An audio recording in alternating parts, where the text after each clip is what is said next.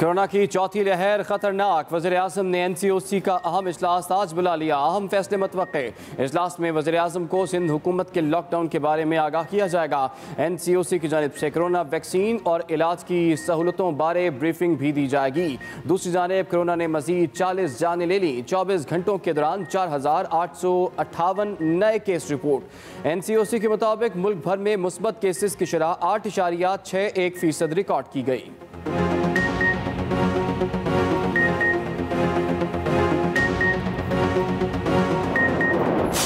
अगर एयरपोर्ट पे इन नाकाम निकम्मी वफाकी हुकूमत ने जिम्मेदारी का मुजाहरा किया होता तो शायद आज डेल्टा वेरिएंट जो है पाकिस्तान में मौजूद नहीं होता। जो लोग ये कहते हैं कि मुकम्मल लॉकडाउन लगा दिया है, कराची को बंद कर दिया, ऐसी बात नहीं है। मैं इन मुनाफिकों को कहना चाहूंगा, बोजदार साहब की हुकूमत ने लाहौर में 3 हफ्ते का लॉकडाउन लगाया था, सब कुछ बंद कर दिया था, तो इन क्या मुनाफिकों ने उस जमाने में तनकीद की थी बोजदार साहब के ऊपर? वफाक का मौक़िफ़ मुस्तरद। सिंध में मुकम्मल लॉकडाउन नहीं लगाया। सिंध हुकूमत के पास फैसला करने के इस्तेकाक है। तर्जुमान सिंध हुकूमत मुर्तज़ा वहाब की एक्सप्रेस न्यूज़ के मॉर्निंग शो एक्सप्रेसो में गुफ्तगू। मुर्तज़ा वहाब ने कहा कि कराची में सूरत हाल तशवीशनाक और खौफनाक है। डेल्टा वायरस तेज़ी से फैल रहा है। पॉइंट स्कोरिंग करने वालों की परवाह नहीं। अगर इन्होंने इक़दामात उठाए होते तो आज डेल्टा वेरिएंट पाकिस्तान में ना होता। गरीब की बातें करने वाले बताएं कि इन्होंने पेट्रोल की कीमत में इजाफा क्यों किया। वज़ीर आला सिंध ने फैसले से पहले उमर और डॉक्टर फैसल से मुशावरत की। सिंध भर में वैक्सीनेशन को यकीनी बनाया जा रहा है।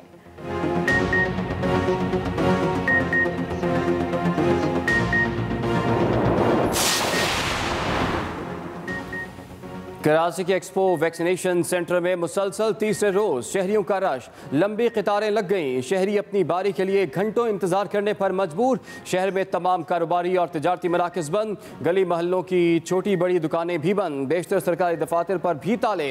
शहर में पब्लिक ट्रांसपोर्ट भी मामूल से कम है। सिर्फ बेकरी, दूध की दुकानें और मेडिकल स्टोर्स खुले हैं।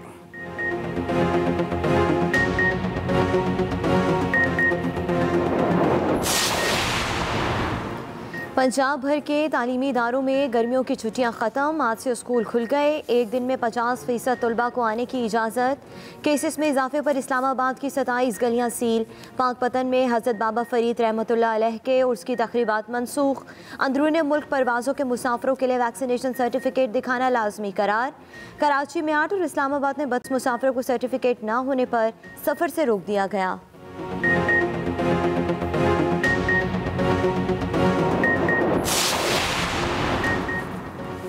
कोरोना केसेस में इजाफा जारी रहा तो तालीमी इदारे बंद करना पड़ेंगे। वज़ीर तालीम पंजाब मुराद रास के एक्सप्रेस न्यूज़ के मॉर्निंग शो एक्सप्रेसो में गुफ्तगू।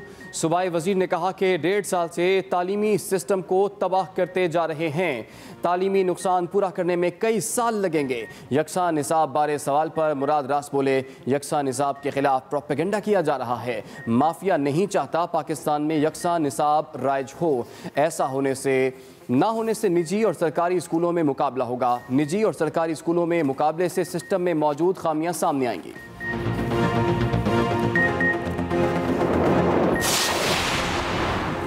लाहौर में मुस्बत केसेस की शरह 5.4% रिकॉर्ड। वज़ीर आला पंजाब उस्मान बुज़दार का लाहौर समेत पंजाब भर में कोरोना SOPs पर सख्ती से अमल दरामद यकीनी बनाने का हुक्म। कहा बेएहतियाती के बाइस अस्पतालों में कोरोना मरीजों की तादाद बढ़ रही है। मॉनिटरिंग टीमें बाजारों, मार्केटों और अवामी मकामात के तसलसल के साथ चेकिंग करें। हुकूमती हिदायत के खिलाफ वर्जी पर कानून के तहत कार्रवाई की जाए।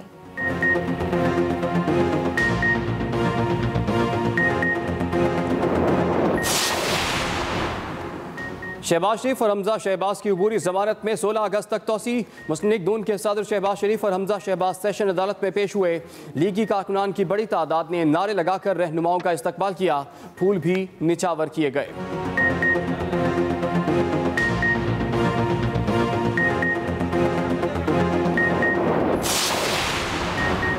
हिकमत अमली बनाते तो नवाज शरीफ चौथी बार वज़ीर आज़म होते। सदर मुस्लिम लीग नून शहबाज शरीफ ने अपने इस्तीफे की खबर को जाली करार दे दिया। कहते हैं कि मंजर से गायब नहीं हूँ। नवाज शरीफ मेरे कायद हैं। हर मामले में उनसे मुशावरत करता हूँ। मेरी राय किसी से ढकी छुपी नहीं। कोई भी हो, हमें मुल्क के लिए ज़ाती अना को ख़त्म करना चाहिए। मुशावरत से फैसले होते हैं। माज़ी की गलतियों से सबक सीख कर आगे बढ़ना चाहिए। PDM बनी तो जेल में था, टूटी तो तब भी जेल में था। परवेज़ मुशर्रफ ने मुझे वज़ीर आज़म बनाने की पेशकश स्पष्ट की थी, हमें जेलों में डालने का फैसला परवेज मुशर्रफ का ज़ाती था, इदारे का नहीं। जितनी सपोर्ट इमरान खान को मिली किसी को नहीं मिली।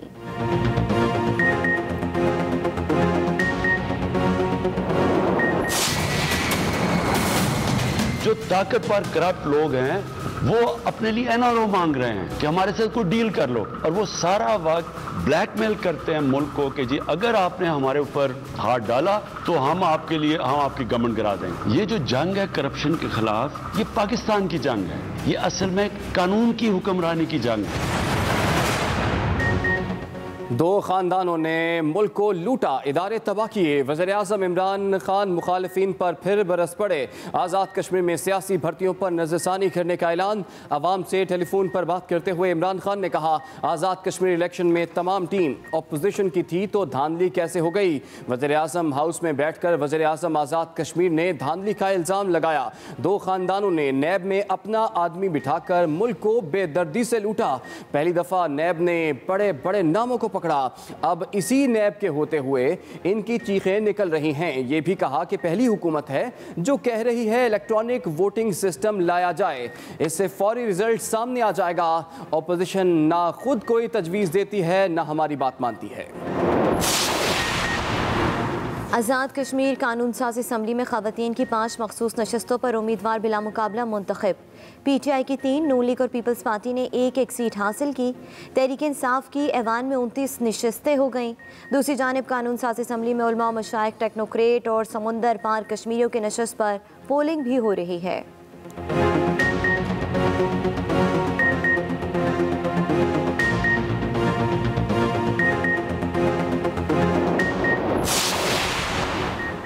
नूर मुकद्दम केस के मरकजी मुलजिम जाहिर जाफर का मजीद 2 रोज़ा जिस्मानी रिमांड मुकम्मल। इस्लामाबाद पुलिस आज दोबारा मुलजिम को मकामी अदालत पेश करेगी। मुलजिम को सख्त सिक्योरिटी में बख्तरबंद गाड़ी में अदालत लाया जाएगा। F8 कचहरी और अतराफ में सिक्योरिटी के सख्त इंतजामात।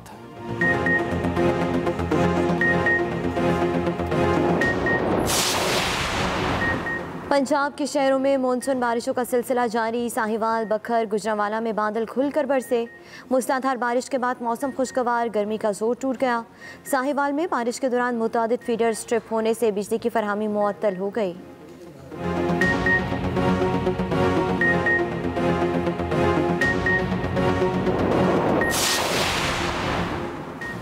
मुल्क को पोलियो से पाक करने का मिशन। बच्चों को पोलियो से बचाव के खतरे पिलाने की मुहिम जारी। सिंध में 2 से 8 अगस्त तक पोलियो मुहिम चलाई जाएगी।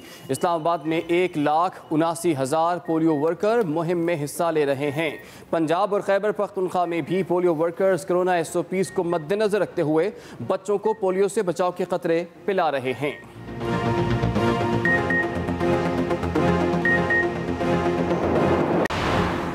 अपोजिशन लीडर से इंदिसल मिली हलीम आदिल शेख पर नवाब शाह में मुबैना हमला।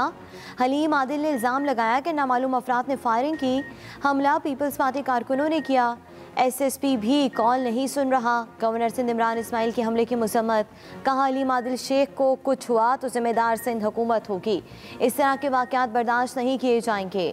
मामले ख़ुसूसी शहबाज गिल बोले, पीपल्स पार्टी सिंध में बुखलाहट का शिकार होकर PTI रहनुमाओं पर हमले करवा रही है।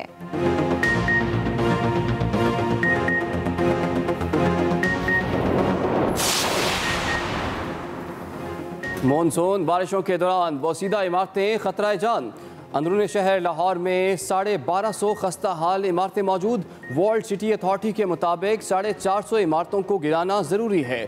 नोटिस जारी होने के बावजूद मकीन इमारतें खाली करने से इनकारी।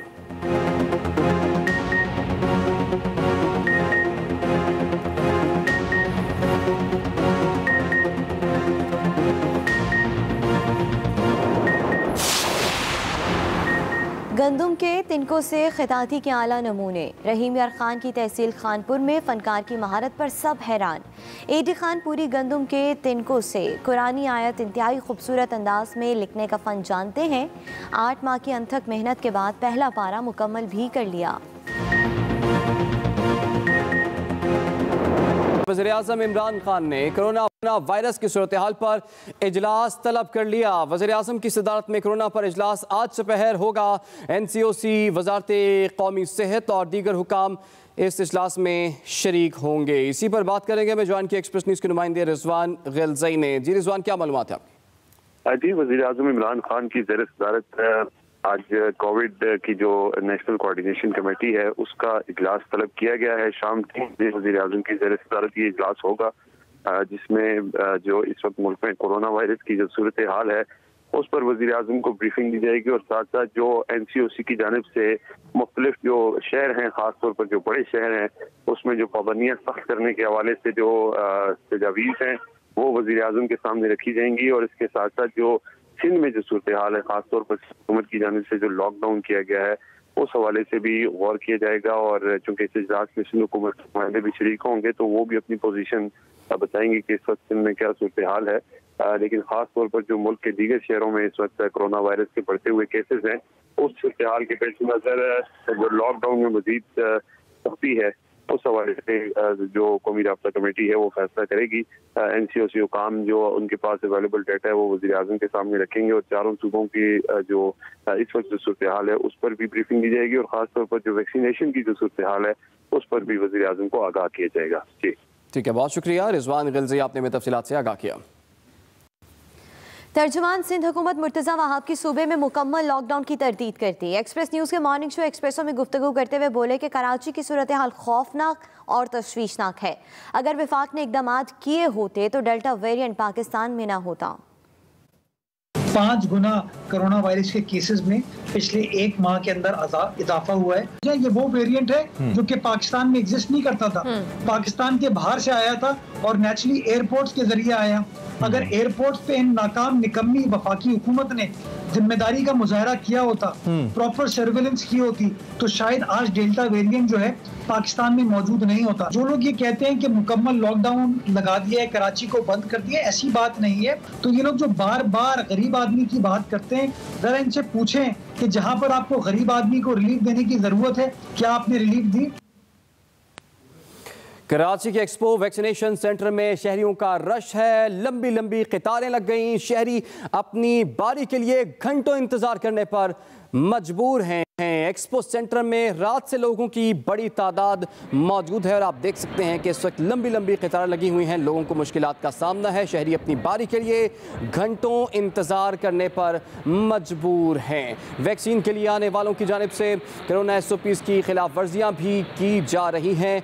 अहम खबर आप तक पहुँचा रहे हैं। आपको बताएं कि कराची के एक्सपो वैक्सीनेशन सेंटर में शहरियों का काफ़ी ज़्यादा रश है और लंबी कतारें लगी हुई हैं। शहरी अपनी बारी के लिए घंटों इंतज़ार करने पर मजबूर हैं। इंतज़ामात नाकाफ़ी दिखाई दे रहे हैं। एक्सपो सेंटर में रात से ही लोगों की बड़ी तादाद मौजूद है और घंटों बाद उनकी बारी आ रही है। वैक्सीन के लिए आने वालों की जानिब से कोरोना SOPs की खिलाफ वर्जियाँ भी की जा रही हैं। एक्सपो वैक्सीनेशन सेंटर जो कि पाकिस्तान का सबसे बड़ा वैक्सीनेशन सेंटर है, यहाँ पर इस वक्त रश आप देख सकते हैं कि कितनी बड़ी तादाद में लोग अपनी बारी का इंतज़ार कर रहे हैं। इसमें ख़वातीन भी हैं और बुज़ुर्ग भी शामिल हैं। और गौरतलब बात यह है कि यहाँ पर SOPs की खिलाफ वर्जी हमें होती हुई दिखाई दे रही है। सिंध हुकूमत ने सख्ती की, जिसके बाद तमाम लोग वैक्सीन लगवाने के लिए वैक्सीनेशन मराकज़ का रुख किए हुए हैं, लेकिन वहाँ पर भी इंतज़ामात हमें नाकाफी दिखाई देते हैं और बड़ी तादाद में लोग अपनी बारी का इंतजार कर रहे हैं। इसी पर बात कर लेते हैं। हमें ज्वाइन किया एक्सप्रेस न्यूज़ की नुमाइंदा रिजा फातिमा ने। रिजा, इस वक्त वैक्सीनेशन मराकज़ में कैसे इंतजामात देख रही हैं और क्या अमला काफ़ी है इन तमाम लोगों के लिए? कराची समेत सिंध भर में वैक्सीनेशन का अमल जारी है। महकमा सेहत सिंध की जानिब से गुज़िश्ता रोज़ जो है वो 11 वैक्सीनेशन सेंटर्स को मास वैक्सीनेशन सेंटर्स जो है बना दिया गया है, जहां पर पूरा हफ्ता जो है 7 दिन 24 घंटे वैक्सीनेशन का अमल जारी रहेगा, जिस पर अमल दरामद भी जो है आज सुबह से ही शुरू कर दिया गया है। जबकि जो एक मास वैक्सीनेशन सेंटर बनाया गया है कराची एक्सपो सेंटर में, वहां पर भी जो है 24 घंटे वैक्सीनेशन का अमल जो है वो पहले रोज से ही जारी था। इस वक्त भी मैं जो है वैक्सीनेशन सेंटर जो है एक्सपो सेंटर में कायम कोरोना वैक्सीनेशन सेंटर के बाहर मौजूद हूँ और मेरे अक़ब में भी आप मनाजिर देख सकते हैं कि एक लंबी कतार है आवाम की जो रात गए से यहाँ पर अपनी वैक्सीनेशन के लिए जो है इंतज़ार कर रहे हैं। कतारों में घंटों घंटों इंतज़ार के बाद जो है इनका नंबर आ रहा है और वैक्सीनेशन करवा रहे हैं। यहाँ पर 2 हॉल्स कायम किए गए हैं जहाँ पर यौमिया 20,000 के करीब अफराद की वैक्सीनेशन जो है वो की जा रही है। जबकि दीगर वैक्सीनेशन सेंटर्स की बात की जाए तो कराची के 6 अजला हैं जहाँ पर वैक्सीनेशन सेंटर्स जिनको 24 घंटे फाल रखने के अहकाम दिए गए हैं। जिना अस्पताल समेत कोरंगी नंबर 5 का अस्पताल है, जबकि कोरंगी में एक सऊदाबाद सिंध गवर्नमेंट हॉस्पिटल है जहाँ पर 24 घंटे वैक्सीनेशन का अमल जारी है। जबकि एक जो है कतर अस्पताल है सिंध गवर्नमेंट के तहत जो चल रहा है, वहाँ पर भी वैक्सीनेशन का अमल 24 घंटे फाल रखा गया है। जबकि एक्सपो सेंटर समेत कराची में जो जिला शर्की में डाउ ओझा के अस्पताल में कायम किया गया है वैक्सीनेशन सेंटर, वहाँ पर भी 24 घंटे वैक्सीनेशन की जा रही है।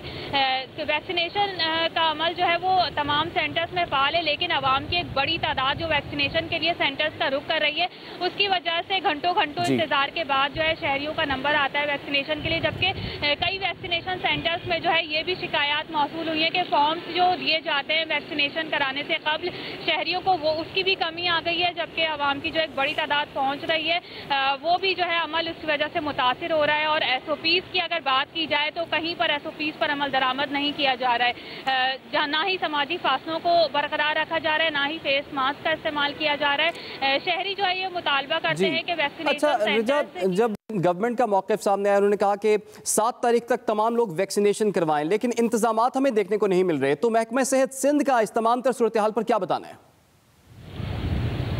महकमा सेहत सिंध का यही कहना है कि जो आवाम का रश बढ़ गया था बहुत ज़्यादा तमाम सेंटर्स पर, और बहुत से वाक़यात भी जो है मुश्तइल अफराद के रिपोर्ट हुए थे जहाँ पर वैक्सीनेशन सेंटर्स में तोड़फोड़ की गई थी, तशद्दुद के वाक़यात भी रिपोर्ट हुए थे। इसके पेश नज़र उन्होंने ये जो 11 वैक्सीनेशन सेंटर्स हैं 6 ज़िलों में कायम, उनको 24 घंटे फाल रखने का अहकाम दिए ताकि आवाम का रश जो है वो टूट सके और रात के औकात में भी जो है वैक्सीनेशन का अमल जारी रह सके।